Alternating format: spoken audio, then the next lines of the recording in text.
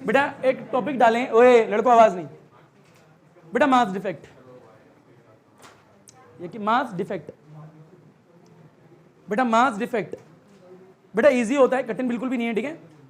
जो मैं बोलूं बस मेरे शब्दों को ध्यान से प्यार से चाहो तो रिकॉर्ड भी कर सकते हो, उन शब्दों को रिपीट कर दूं, ठीक है। क्योंकि दो तरीके हैं मास डिफेक्ट को पढ़ाने का, एक हायर लेवल पे, एक 12th लेवल पे, ठीक है।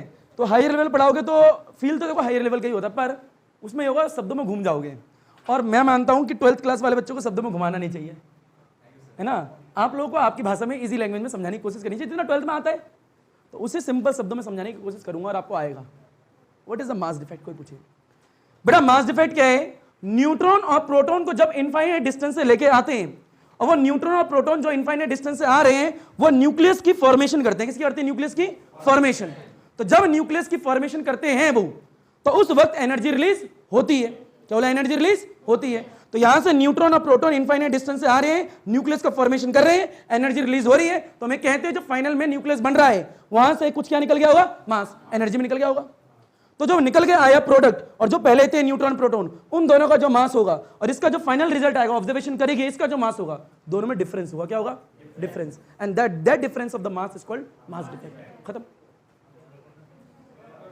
आप बोर्ड में बताऊंगा ना, अरे फिर से नहीं 10 बार बताऊंगा, आप देखती रहे। आओ फील लो। अरे वो नहीं, अभी और कुछ सीखना है, अभी मास डिफेक्ट सीखना है, उसके लिए तो बाइंडिंग एनर्जी तक आएंगे। फील ले, वहां तो एक इलेक्ट्रॉन की वैल्यू भी डाल सकते हैं डेल्टा में, कोई फिक्स होना तो वहीं में डालना है। डेल्टा में कुछ ही पुट कर सकती है तू, वो हमारे हाथ में होता है। बेटा फील है यहाँ पे एक, बेटा मास डिफेक्ट क्या है? Mass defect. बेटा दोबारा बोलूंगा, प्यार से सुनना, बिल्कुल इजी है। बेटा इनफाइनाइट डिस्टेंस पे क्या बोला? बेटा मेरे साथ बोलो, इनफाइनाइट। आंख बंद के फील लो, इनफाइनाइट डिस्टेंस। असली में इनफाइनाइट डिस्टेंस वो डिस्टेंस है जो आप लोग सोच रहे हो। इनफाइनाइट डिस्टेंस बहुत छोटे लेवल की बात हो रही है, बहुत। न्यूक्लियर की रेडियस का साइज पता है 10⁻15 में आ रहा है, देख रहे हो? 14-15 में, बहुत छोटे लेवल की बात हो रही है। तो इनफाइनाइट अर्थ जो आनंद पे चला, अब बहुत छोटे लेवल बात हो रही है, ठीक है, ठीक है। तो अब फील हो रहा है आंख बंद करके, जिसे आप देख भी नहीं पा रहे, ठीक है, इतने छोटे हैं, तो आंख बंद कर दो, कुछ नहीं दिखेगा।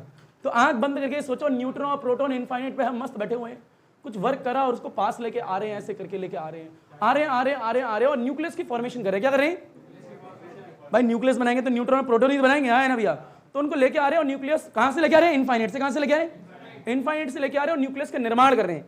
तो जब इनफाइनाइट से लेके आते हो, न्यूक्लियस का निर्माण करते हैं ना, तो उस वक्त एनर्जी निकलती, क्या निकलती है? अब एनर्जी ऐसे कैसे निकलोगे? By using the E = mc²। अगर एनर्जी निकली है तो हम कहेंगे ना कुछ मास बदल गया होगा एनर्जी में। अगर एनर्जी निकली है तो हम कह सकते हैं जब मिला रहे हैं, बना रहे हैं, तो कुछ मास जो है एनर्जी में बदल गया होगा। ऐसे एनर्जी निकल ही नहीं सकती। अगर एनर्जी निकली है तो कुछ मास वहां से कम हुआ होगा, जो एनर्जी में बदल गया होगा। पता लग मैं क्या बोल रहा हूं? पता लग रहा तुम्हें? बेटा मैं कह रहा हूं इनफाइनाइट डिस्टेंस से क्या आ रहे हैं? ये न्यूट्रॉन है, ये प्रोटॉन है, ये मान ले, ये 2 न्यूट्रॉन ले लिए, 2 प्रोटॉन ले लिए, मेरी मर्जी है, ठीक है, करोड़ों ले सकते हो, ठीक है। इनफाइनाइट डिस्टेंस से आ रहे हैं, और इन सबों का मास जोड़ दें, मान लें इन सबों का मास है 4.0320 U AMU है, मान ले, है ना, मैंने ऐसे मान लिया, लेट। इन सबों का मास कितना है? इतना। और ये इनफाइनाइट डिस्टेंस है, वहां पे इनफाइनाइट डिस्टेंस पर आराम से फील लियो। मैं इन सबों को लेके आ रहा हूं ऐसे करके, ऐसे करके, ऐसे करके, ऐसे करके, और क्या फॉर्मेशन कर रहा हूं? एक न्यूक्लियस का। तो जब मैं इन्हें इनफाइनाइट डिस्टेंस से लेके आता हूं, न्यूक्लियस बनाता हूं, और यहां पे ऑब्जर्वेशन करता हूं, तो मास उसका उतना नहीं आता जितना पहले मैंने ऑब्जर्व किया था, प्रैक्टिकली देखा। तो मास कितना आता है? मान ले ऐसे, लेट मास आ रहा है 4.0015 U, ऐसे मान ले। बताओ डिफरेंस है या मास में नहीं है? पहले बताओ वो मास का हुआ क्या? यानी जब मैं इनफाइनाइट डिस्टेंस से लेके आके न्यूक्लियस का निर्माण कर रहा हूं, तो यहां से कुछ क्या निकलती है? एनर्जी। क्या निकलती है? एनर्जी। H नहीं, क्या निकलती है? एनर्जी। तो एनर्जी कैसे निकलोगी भाई? फील लो, हम एक और चीज जानते हैं, हम ये भी जानते हैं E = mc², ये भी तो सुना हमने, by using the Einstein mass relation, जो तुम पढ़ा है, E = mc²। तो एनर्जी निकल रही है, तो मैं कह सकता हूं ना कुछ मास जो एनर्जी में बदला होगा, तभी तो निकलेगी। कुछ मास जो एनर्जी में बदल गई, डिफरेंस तो आ रहा है, प्रैक्टिकली ऑब्जर्व करा तो कुछ मास एनर्जी में बदल गया होगा, तो यहां से कुछ मास कम हुआ होगा ना, तभी तो वहां एनर्जी निकल रही है। तो यहां मास उतना हो ही नहीं सकता ना, प्रैक्टिकली देखो ना यार, फील लो, लेके आओगे, वर्क करोगे, मिलाओगे, कुछ धमाका होगा, कुछ एनर्जी निकलेगी, कुछ मास कम हुआ होगा, मास कम होगा, रियल में कुछ था, अब कुछ है, दोनों में डिफरेंस होगा, इसको मास डिफेक्ट यार।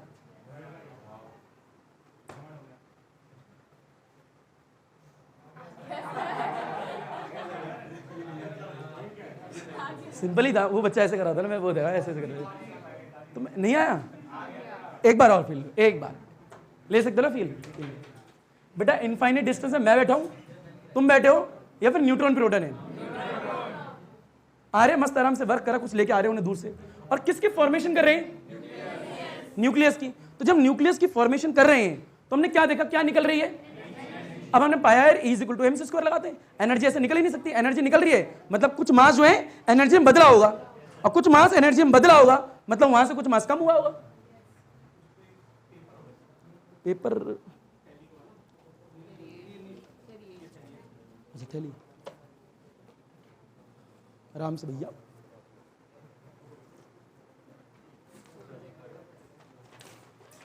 तेरे पेपर हमेशा मेरा हाथ मारे, मेरे को लगा वो पेपर है, कोई नहीं बेटा, नीचे से उठाना, रहने दे। सत्यानाश नहीं हुआ, सत्यानाश शब्द देख रहे हो? वेयर इज माई चुन्नी? हाँ बेटा पी लीजिए, हाँ बेटा फील पे देखा बेटा, मैं छोड़ूंगा नहीं, मैं नहीं छोड़ेगा। मास डिफेक्ट समझाया, क्या समझाएगा? फील है यार तुम। बेटा इनफाइनाइट डिस्टेंस पे कौन बैठे? Neutron proton. कौन बैठे? फील है यार, ऐसे नहीं आएगा। कहां बैठे?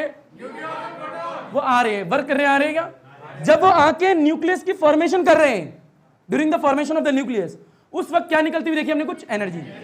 तो हमने इसे पास लाने से पहले हमने इनका मास मेजर करा, प्रैक्टिकली देखा इतना है, और जब बन गया तब मास मेजर करा, हमने कहा इतना है, और मैंने वहां पे ये भी देखी कुछ एनर्जी निकल रही है। तो हमने क्या निकाला रिजल्ट? हमने निकाला कुछ मास जो एनर्जी में बदल गया होगा, क्योंकि E = mc² 1905 में रखी थी यार हम पे, तो कुछ मास में बदल गया। अब पता लगा रहा है क्या बोल रहा हूं? तो मास में डिफरेंस है या नहीं है? And that difference of the mass is called represent by delta M. Delta M the difference in mass होता है, उसे मास डिफेक्ट बोलते हैं। अभी रुको जरा, थोड़ा हाथ इधर करो। एक बात तो ये हुई, पता लग रहा है हम क्या कह रहे हैं? थोड़ा थोड़ा पता लग रहा है। और जो एनर्जी निकल रही है ना, इस निकलने वाली एनर्जी का नाम होता है बाइंडिंग एनर्जी। अब बाइंडिंग एनर्जी को 3 तरीके से डिफाइन करते हैं। कितने तरीके से? 3। निकलने वाली एनर्जी इसके लिए बाइंडिंग एनर्जी, या फिर यहाँ पे जब बना हुआ है न्यूक्लियस, उसके अंदर न्यूट्रॉन प्रोटॉन बंधे होंगे किसी एनर्जी से, तो जिस एनर्जी से बंधे हुए हैं इसको बाइंडिंग एनर्जी, या फिर उतनी एनर्जी वापस दे दो इसे। भाई इनफाइनाइट से आए, यहाँ पे न्यूक्लियस बनाया, डिफॉर्मेशन हुई न्यूक्लियस की, तो किसने बनाया न्यूक्लियस? मैंने, तुमने, उन्होंने, तो इन सबों ने मिलकर न्यूक्लियस बनाया। तो अगर उतनी ही एनर्जी दे दूं जितनी एनर्जी निकली थी, तो ये वापस तो वहीं पहुंच जाएंगे न्यूट्रॉन प्रोटॉन जहां से आए थे। तो अगर उतनी ही एनर्जी दे दे कि न्यूट्रॉन प्रोटॉन वहीं चले जाए जहां से आए थे, तो उस एनर्जी को क्या कहेंगे? Binding energy.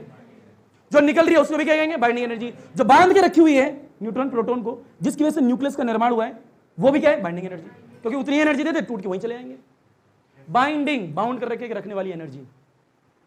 ओहो, और बाइंडिंग एनर्जी का फॉर्मूला भी होता होगा, उसका हम क्या निकालेंगे? E = mc², वहीं से निकाल लेंगे बाइंडिंग एनर्जी। यहाँ पे डेल्टा E, डेल्टा M, और डेल्टा M कितना है यहाँ से निकालेंगे, वो डालेंगे, काटेंगे, उड़ जाएगा। पर फॉर्मूला भी तो निकालना है। ये तो बात हुई थ्योरेटिकल। हाँ, तो what is the mass defect? आप बहुत देर से बोल रहे थे, बताइए बेटा क्या होता है मास डिफेक्ट? याद रखिए शब्द मेरे होने चाहिए। गुड, समझा? इन्फिनिटी पे क्यों मान लो? है इन्फिनिटी पे। हाँ गुड, कर लिया। आगे आ रहे, लेके आ रहे हैं। गुड, वर्क डन कर रहे हैं बेटे। हाँ पास आएंगे। The sum mass disappear during the formation of nucleus.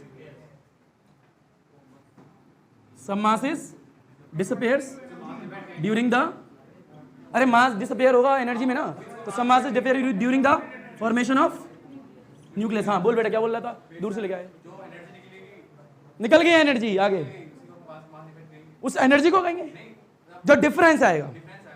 जो एनर्जी निकली यहां से, कुछ मास बदल गया होगा एनर्जी में। अरे फील है ना, इतना सा टूट के यहाँ ऊपर निकल गया, तो डिफरेंस आ गया। यहाँ पे एग्जांपल भी दिया है, कुछ मान लो ऐसा एक्सपेरिमेंटली ऑब्जर्व करा के बनने गया तो मास कम मिला, तो difference in mass is called mass defect. आ गया तेरे को? बैठ जा बेटा, यही है बस मास डिफेक्ट। बेटा एक बात कहूं, सिंपल ही रहने दो, यही है मास डिफेक्ट। समझ में आ रहा है क्या बोल रहा हूं?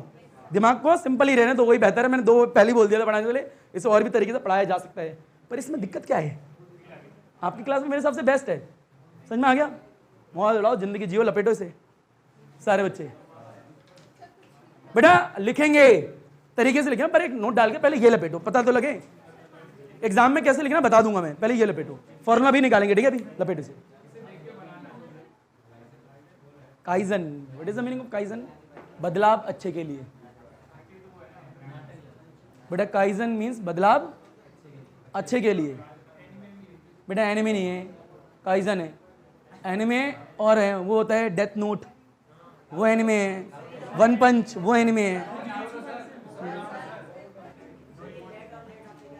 बेटा लेट और लेट जो मास है प्रोटॉन न्यूट्रॉन का टोटल न्यूक्लियस बनने से पहले का, बेटा एक है ये न्यूक्लियस के बनने से पहले का मास, न्यूक्लियस ये ना, तो न्यूक्लियस से बनने के पहले का न्यूट्रॉन प्रोटॉन का मास ऐसे माना सिर्फ ये, और जब बन गया तो उसके माना मास ये। एक्सपेरिमेंटली देखा, कुछ ऑब्जर्वेशन आया, डिफरेंस आया, और that difference of the mass is called mass defect. The sum of the mass of proton and the mass of neutron slightly more than the mass of the nucleus, and that difference of this called mass defect. Clear क्या? बढ़ते आगे। बेटा exam में ऐसे थोड़ा लिखोगे, exam में कैसे लिखोगे? जैसा मैं बोलूंगा वैसे लिखिए। पहली बात एग्जाम में लिखने के लिए एग्जाम में न्यूमेरिकल आएगा इससे। बेटा फिर लीजिए मास डिफेक्ट।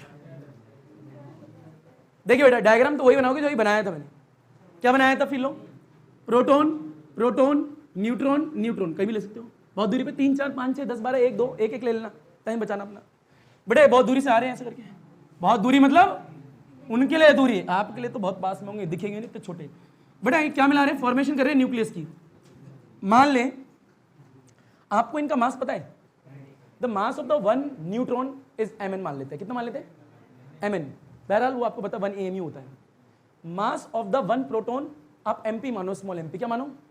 अब कितने न्यूट्रॉन कितने प्रोटॉन आ रहे हैं आपको नहीं पता यार, ये तो हमने माना ना 2 लिया है 2 लिया है। रियल में तो न्यूक्लियस की फॉर्मेशन के लिए वर्क करेगा बहुत सारे आते हैं, तो मान ले 1 2 थोड़ा आते हैं, बहुत सारे आते हैं, तो ऐसे मानते हैं 1 2 आ रहे हैं, ठीक है ऐसे मान लेते अभी। बड़ा फील लियो यहाँ पे, इसका मान लें न्यूक्लियस जो बना इसका मास लेट मानते हैं कैपिटल M। क्या मानते हैं? कैपिटल M मान लिया। क्लियर? अच्छा न्यूट्रॉन का टोटल मास कितना होगा? Total mass of the neutron किसी को पता पूरी क्लास में? बेटा A - Z mn ये होता है, बताऊंगा कैसे होता है, टेंशन मत लेना। बेटा total mass of the proton, total mass of the proton बेटा होता है ZMP, ये होता है। बताओ पूरा बिफोर द न्यूक्लियस फॉर्मेशन पूरा मास कितना होगा? टोटल मास बताओ कितना होगा before the nucleus formation? Before the nucleus formation बताओ कितना होगा? बेटा दिस प्लस दिस, तो ZMP प्लस A - Z, ये क्या है? mn, ये होगा। और इसका मास कितना है? m। बताओ ज्यादा ये होगा या फिर ये वाला होगा? ये वाला ज्यादा होगा, तो हम यहाँ लिख सकते हैं ZMP जो है प्लस में A - Z जो है mn जो है A मोर देन होगा किससे? कैपिटल M से। इन दोनों के बीच में डिफरेंस जो आएगा उसे डेल्टा M बोलते हैं। कैसे लिखेंगे? दिस माइनस दिस, बड़ा माइनस छोटा, तो बड़ा क्या है? ZMP प्लस में A - Z mn, ये लिख दिया, और माइनस में क्या आएगा? Capital M। बेटा कैपिटल M किसका मास है? मास ऑफ द न्यूक्लियस, ये याद रखना, ठीक है। बेटा A - Z क्या? Number of neutrons, number of, ये तो बताया था। बेटा A क्या है? Z atomic number, total number of बताएंगे प्रोटॉन होंगे। MP क्या है? Mass of 1 proton, mass of 1 neutron. लिखवा भी दूंगा कैसे, अब इंपॉर्टेंट पॉइंट है ये सब कैसे लिया है मैं, ये भी तो बताना पड़ेगा ना। नहीं बताना पड़ेगा बेटा, आओ फिर लो। बेटा मान ले टोटल नंबर ऑफ प्रोटॉन नहीं पता, Z मानते, कितना मानते? Z। अरे हाँ ना भैया, total number of proton Z। बेटा मास ऑफ 1 प्रोटॉन MP, कितना मान लिया? MP। भैया मान ले यहाँ पे total number of proton Z है और हर एक प्रोटॉन मास कितना है? MP, तो टोटल मास कितना होगा? Z को MP से मल्टीप्लाई कर दो, तो टोटल मास ऑफ प्रोटॉन जो नंबर है 1 पे जो है मल्टीप्लाई कर दो, MP आ गया। अरे हाँ ना भैया, तो ये टोटल मास किसका आ गया? प्रोटॉन का। ये हो गया फर्स्ट स्टेप। क्या हो गया? फर्स्ट। सेकंड स्टेप क्या लिख सकते हो? बेटा न्यूट्रॉन की बात होती है, एक neutron, total number of neutron कितने होंगे नहीं पता। बेटा कैपिटल M से भी लिखते हैं और न्यूट्रॉन को A - Z से भी लिखते हैं। अरे हाँ ना बोलो, ये लिख सकते हो। पर बताओ मास ऑफ 1 प्रोटॉन 1 न्यूट्रॉन कितना होगा? मास ऑफ 1 न्यूट्रॉन mn कितना होगा? mn, तो एक मास ऑफ 1 न्यूट्रॉन।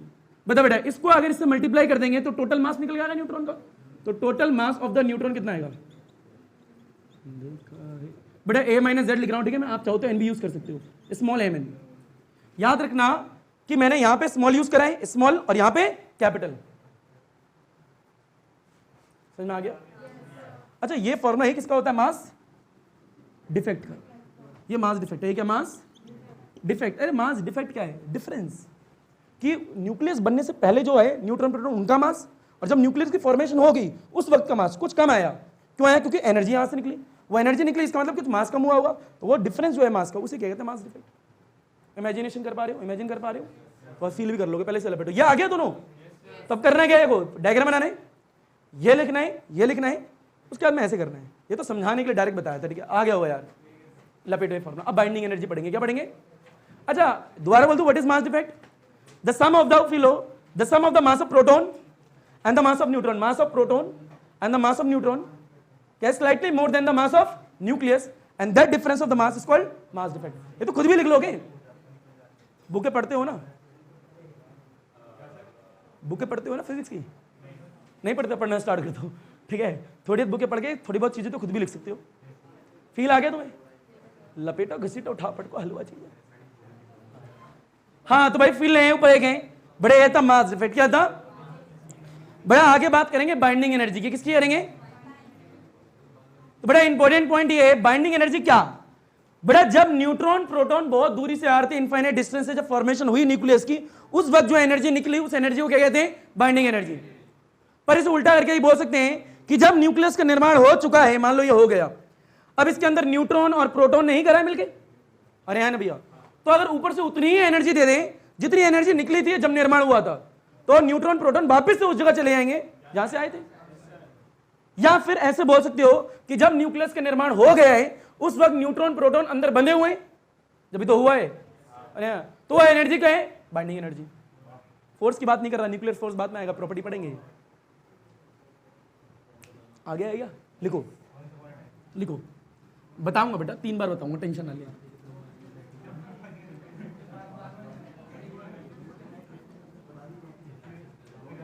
बेटा फील है बाइंडिंग एनर्जी, बाइंडिंग एनर्जी। बेटा नाम में देखो ना, बाइंडिंग एनर्जी। मैं तोड़ भी सकता हूं। बेटा फील है, बेटा न्यूट्रॉन प्रोटॉन ले लिया, बेटा आया, दूर से आया, न्यूक्लियस बनाया। क्या बनाया? न्यूक्लियस। क्या निकली है? एनर्जी। अरे हाँ भैया, यहां से एनर्जी निकल गई। तो मेरा बेटा ये एनर्जी जो निकली, बेटा इसी एनर्जी को क्या बोल रहा हूं? Binding energy. रिप्रेजेंट ऐसे कर रहा हूं, डेल्टा ई से भी कर सकते हो, ठीक है? ई बी से भी कर सकते हो, बहुत सारे सिंबल होते हैं। डेल्टा ई बी मतलब क्या है? E B, binding energy. Clear? बेटा फील लें, यहां से जो एनर्जी निकली इसे क्या कहते हैं? Binding energy. एक तरीका तो ये है, या फिर उल्टा तरीका क्या है? यहां लिखवा देंगे। बेटा एक सेकंड तरीका ये है कि मान लो न्यूक्लियस बन चुका है, अब उसके अंदर न्यूट्रॉन प्रोटॉन तो होंगे ना भैया? हाँ ना बोल भाई? कौन से होंगे? जिन्होंने बनाए वही तो होंगे। तो अब ऊपर से उतनी ही एनर्जी दे दूं जितनी एनर्जी निकाल के बने थे। हाँ ना बोल भाई? जितनी एनर्जी निकाल के बने थे, अगर उतनी ही एनर्जी दे दूं तो ये वापस से कहां चले जाएंगे? न्यूट्रॉन प्रोटॉन, अरे वापस आ जाएंगे। तो ये भी क्या कहलाएगी? Binding energy. हाँ ना भैया? यहां लिखवा देंगे क्या होता है। और तीसरा तरीका ये है कि जो न्यूट्रॉन प्रोटॉन अंदर है, जिस एनर्जी से बंधे हुए वो एनर्जी भी क्या है? Binding energy. क्योंकि उतनी एनर्जी अगर तुमने दे दी टूट जाएंगे। आ गया हुआ यार? तो ये क्या है? The amount of energy, the amount of energy, the amount of energy release during the formation of nucleus, the amount of energy release during the, ये तो बुनियादी बात है, बेसिक्स। क्या हुआ? रुक जा, फिर ले। बेटा the amount of energy required to separate the nucleons from the nucleus, the amount of energy required to separate the nucleon जानते हो?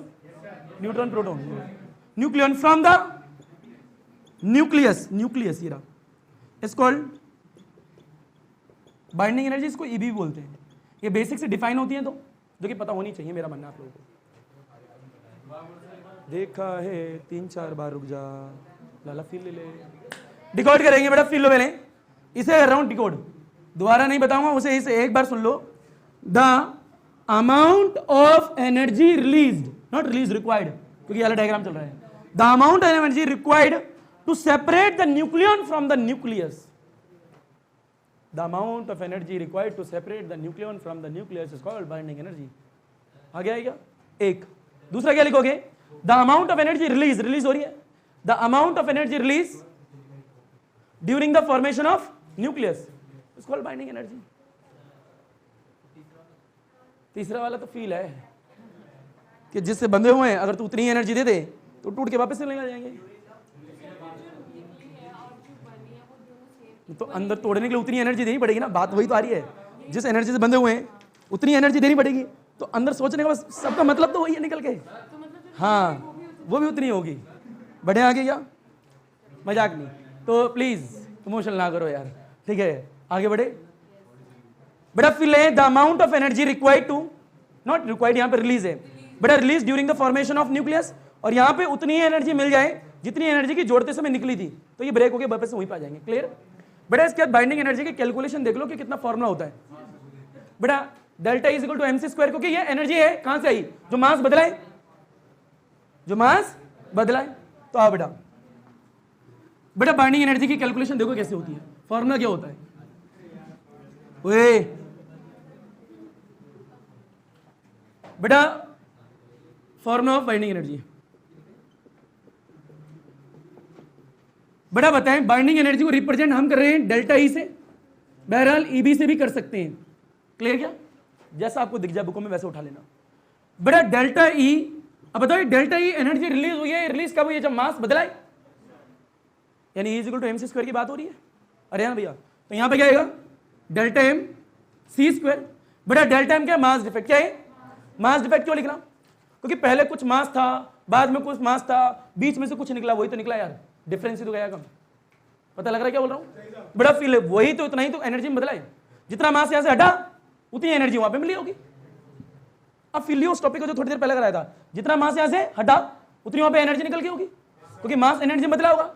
अगर मास एक एएमयू हटता, अगर मास एक एएमयू हटता तो कितनी एनर्जी निकलती? तो आपको नहीं पता था। अब एक एएमयू एनर्जी तो बोलोगे नहीं, क्योंकि एनर्जी तो इलेक्ट्रॉन वोल्ट में है, मेगा इलेक्ट्रॉन वोल्ट होगी। तो हमने कैलकुलेट करी थी 931.5 मेगा इलेक्ट्रॉन वोल्ट एनर्जी, वो करा रहा था वो। बाइंडिंग एनर्जी की बात ही आएगा तो समझ में आ गया होगा यार। अब फील ले दोबारा, ऐसा नहीं जितना मास यहां से हटेगा उतना मास ही तो एनर्जी में बदलेगा। तो इफ यानी यदि अगर एक एएमयू मास बदल जाए एनर्जी में, तो उसकी वैल्यू आपको नहीं पता ना अभी, अब पता है ना, 931.5 मेगा इलेक्ट्रॉन वोल्ट एनर्जी। एक एएमयू मास में तो पता, पर एनर्जी में इतना होता है। आ गया हो अब?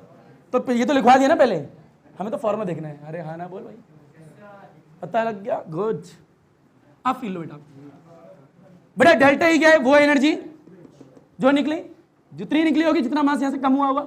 बता, डेल्टा एम निकाला है, कितना निकला बताओ बेटा? जेड एम पी प्लस ए माइनस जेड एम एन आया था, लपेट दो यार, जेड एम पी प्लस ए माइनस जेड एम एन। अरे हाँ ना भैया? ओए छोटू बेटा, माइनस में कैपिटल एम, पूरे के बाहर सी स्क्वायर। बेटा बाइंडिंग एनर्जी का फॉर्मूला के पास बात खत्म हो गया। कठिन था ये? इजी। क्या है? इजी। वो इजी नहीं जिससे कपड़े साफ होते हैं। बाइंडिंग एनर्जी खत्म। एक और चीज, अच्छा चलो लपेटो तुम, आगे नहीं, एंजॉय करो।